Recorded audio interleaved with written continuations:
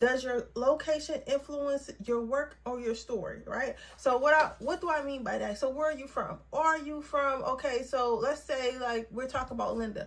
I'm Linda who sells lip gloss, and I'm from Chicago. Chicago gets really, really, really cold, and Chicago gets really, really cold in the wintertime, but I still like to go out. I still like to be cute or whatever, but I want my lip gloss to be, you know, hydrating for them cold winter months and stuff like that. I remember my lips used to get real, real chapped and stuff like that, and I just, you know, so where I'm from, Chicago, where it really, really, really gets cold, I'm Chicago home based, all right?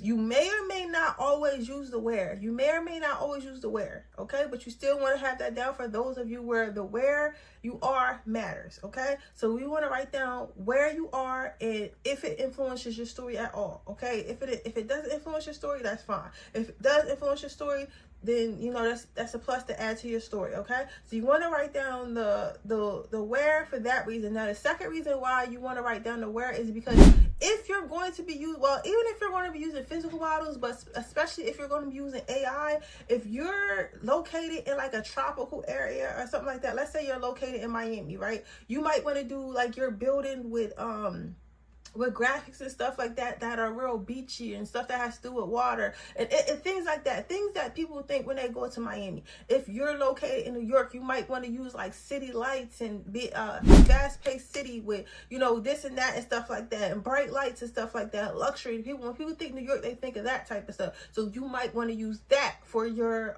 branding as well. So that's why the important is where that's why it's important to write down the where, because you may or may not use that in your story. So we want to make sure we write down the where just in case we do, so we can reference that later, or the whatever AI or creator duck that we hire can also reference that, okay? So that's going to be the second, that's going to be the third thing. So the fourth thing is the why you started your brand or business. So you want to write down, of course you should already know that people want to know why your story began, why you opened this business, why you run this business, you know, why.